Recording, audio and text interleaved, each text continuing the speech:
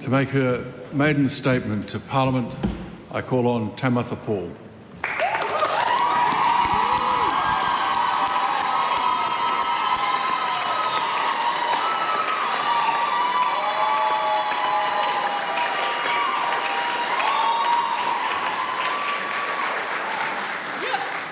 Just before you begin, can I just say to the gallery that these are great occasions, there's no question. I'm sure we're going to hear a great speech. Can we sort of hold as much applause as possible till the end? We're under a bit of a time constraint here and there's still 2 more speeches to go. So with that, I again call Tamatha Paul. Kia whakatāne au ia hau, au e ha. Ko waira, ko putu ake e tūnei, ko hinimataro a erere nei, ko Ngāti awa te toki, te tangatanga I te rā, te ngohe I te wai, nei rā te pō I raruai a wairaka, tu mai rā te a pōpō, mō papatua nuku e takoto nei, whano, whakatauhia ngā toki, haumie, huie, taikie. Whew! Big rocks now. I stand before you as a proud descendant of Wairaka.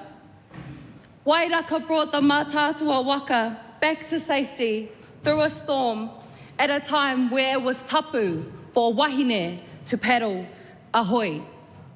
Kia whakatāne au ia hau is what she said so she could step into her full power and guide her people safely home.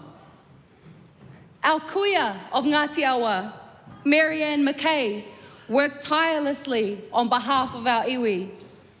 She regularly petitioned this House for the return of our whenua, foreseeing the consequences of raupatu on our people.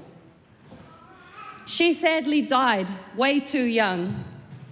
She died of pneumonia from sitting outside of this house, sitting outside in the rain. They wouldn't even let her in this door. Hoki wairua mai e kui e. I am sorry that this House wasn't ready to hear you, but they will hear me. It wasn't so long ago that wahine weren't even allowed to speak in this House, let alone vote for the people standing in here. But I am here with Wairaka, with Marianne McKay, with my loved ones, to navigate through the storm ahead. I know that all of my tipuna are here with me today, as are yours with you. Ka huri aku mihi ki a koe te Aotearoa, ki a koe Ngāti Toa, ki ngā mana whenua o te Wanganui Ātara. This whenua has seen politicians come and go, but yous are doing the real mahi that will last beyond changes of government. To all the iwi who are represented here today, kia ora my kazis. I want to mihi to a pōpō, those that will come after me.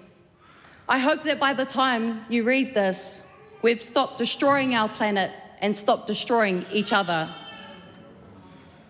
And although I am blessed with whakapapa that ties me firmly to this land, I can't say that that's the only reason that I'm here today. Being an MP can get to your head, and you can start to think that it's your God-given right to stand here. But I know that it wasn't destiny, and it wasn't fate, and it wasn't good luck that brought me here today. I am here because of the hard work of my community. Because it turns out, it doesn't actually matter what the lawyer thinks or the lobbyist thinks, and it doesn't actually matter what the polls say. What matters is people, people's stories, people's hopes for our futures, and people power. We ran an all or nothing campaign here in Wellington Central on the smell of an oily rag, without actually accepting any oil money, by the way. We made 30,000 phone calls and door knocks. We ran the biggest grassroots electorate campaign in green history. And we raised $100,000, which is actually really hard when we're all broke. Probably from paying the rent in the city, as you're all aware. Ki a koe, Caitlin, my trusty sidekick. Nei rā te mihi nui ki a koe mo tō mahi. But enough about me for now. Mr. Speaker, congratulations on your new role, and thank you for letting us bring our saxophone in here today. I appreciate you learning my name, and I think it's always good to know the name of your local MP.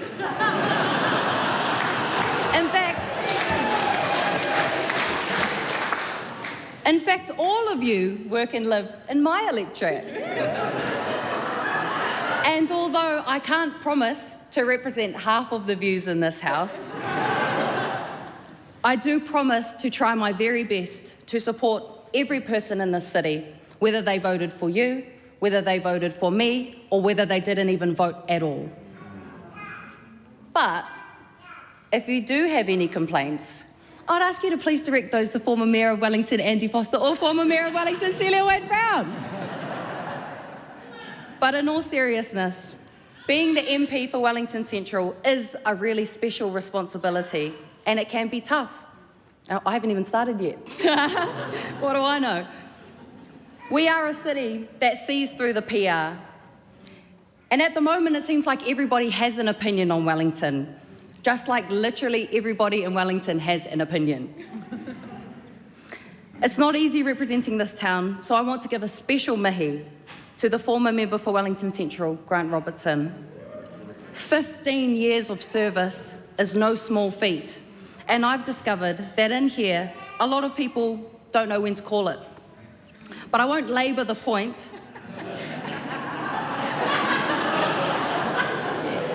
But just know that I acknowledge you, I acknowledge your work, your legacy, and your integrity. I've noticed that our new Prime Minister likes to talk about our city like it's an ivory tower.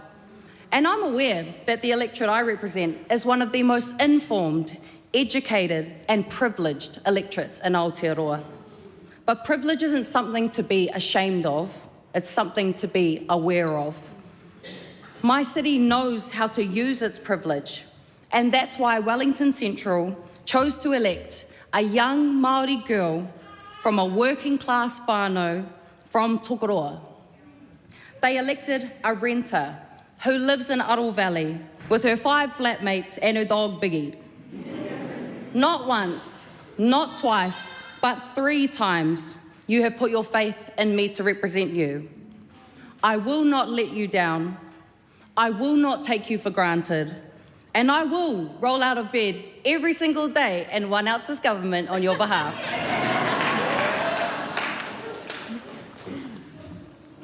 But my election to represent you didn't come out of nowhere. We've been building momentum since 2019, where we got organised, campaigned, and elected an independent student to our council. We set down the blueprint that you can be an unapologetic voice for progress, and if you back it up with organising, you can win. And even more important than winning is making change. Nobody can deny that our city is fundamentally different than it was just a few years ago, and that's a result of us understanding our power and wielding it. From the bottom of my heart to every person who supported me over the years, ka nui te mihi ki a koutou. The most important thing I learned from being a city councillor is that you can fix the broken street lights and you can try your best to patch up the leaky pipes, but at the end of the day, it's just a fresh coat on a rotten house. A dirty system full of hollow men that place profit over people and treat citizens as customers. But we are not a company, we are a country. And we don't need new management, we need real leadership. And I think that's something we haven't had for a long time. Just blue and red shades of the same neoliberal garbage. People often ask me who my role models were growing up, and I'm sorry to say, but it wasn't anybody in this house. I'm not impressed by the so-called halls of power. I am impressed by the power of the people. I am in awe of the determination of hapu. I am inspired by artists who speak their minds and open up ours. When I was growing up, watching my parents working 60, 70 hours a week without complaint, which was the norm where I'm from, that taught me what hard work really looks like. I grew up in a small town called Aotearoa. I'm really proud to have grown up in the 886, despite what the 6 o'clock news might have you believe. And I won't lie, Aotearoa is not for the faint-hearted. The things I saw growing up there is exactly the kind of behaviour you'd come to expect when the only investment you're getting is new liquor stores on every street corner and new pokie machines in every pub. Without romanticising the very real issues, I would say that that's what has made us even more determined to look out for one another. This is where I learned that if we work together and we share what we have with each other, there is enough for everybody to go around. And that's the fundamental ethos of the Green Party. And although society would very much like us to hate ourselves in Aotearoa, and probably in the Greens too, it has made us even more curious in understanding who we are and where we come from. And that's a quote that has inspired me always and stuck with me always from Nina Simone.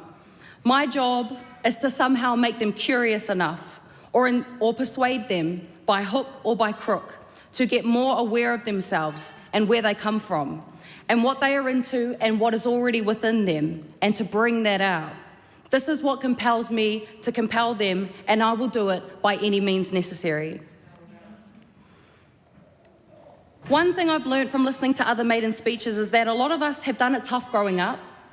I don't think anyone's journey here has been particularly easy.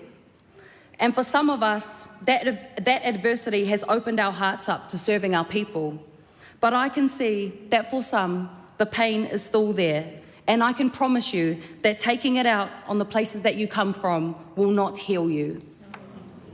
But seeking answers to understand why things are this way will prevent us from repeating history and making the same mistakes. Another future is possible, and that's why I came to Wellington. Because I've lived the worst of it. I've seen what happens when you cut wages, deny benefits, sanction people, sell state housing, strip and privatise public assets, move people away from the land that they come from and lock them up and throw away the key. But if there's anything I've learnt growing up in Aotearoa, it's that if we all just shared a little bit more, and if we all work together, we can overcome the steepest of challenges, which is almost the complete antithesis of this house. This place has a nasty habit of chewing up and spitting out our best and brightest. It's clear that there is an unwritten rule book, one set of standards for some and another set of standards for brown women. For as long as you can come in here and unwind decades of progress overnight, we're never going to move beyond the status quo. And I don't think the status quo is serving anybody or our planet particularly well. But how are you supposed to stay in touch with reality in a place like this that isn't even a reflection of the real world? We go from our nice homes and our nice vehicles to the koru lounge, to the front row of the airplane, and from a chauffeur to Parliament. But I'm here to tell you that this Parliament is not our future, and the future that I dream of looks very different to the one in front of me today. Because until we start making the right decisions to stop polluting our planet into extinction, until we stop ram-raiding Te Tiriti o Waitangi, until we confront the uncomfortable truths about our history and build on the agreement that our ancestors signed, both yours and mine, we will be doomed to continue to repeat history. And that's why a lot of people have switched off. We just got tired of politicians on both sides of this house making promises that they couldn't keep. It's true that you can't make everybody happy, but at some point, you have to put a stake in the ground for people who are doing it really hard right now. That's who I'm in this house to represent. And it's not just me fighting. And fighting doesn't have to look like question time every day at 2 p.m. Fighting can look like speaking how much or as little or as much of your reo that you have reclaiming your whakapapa, reclaiming our cities that have been gentrified. It's refusing to let this fast-paced rat race strip you of your birthright to return to your maunga, return to your awa, and return to the knowledge that our ancestors have left for us. Ko Ngāti Awa te toki, te tangatanga i te rā, te ngohe i te wai. If you stay ready, you ain't got to get ready. And Ngāti Awa stays sharp, Ngāti Awa stays ready, and we do it looking so good. Huri noa i te whare, tihei mauri ora, chirp.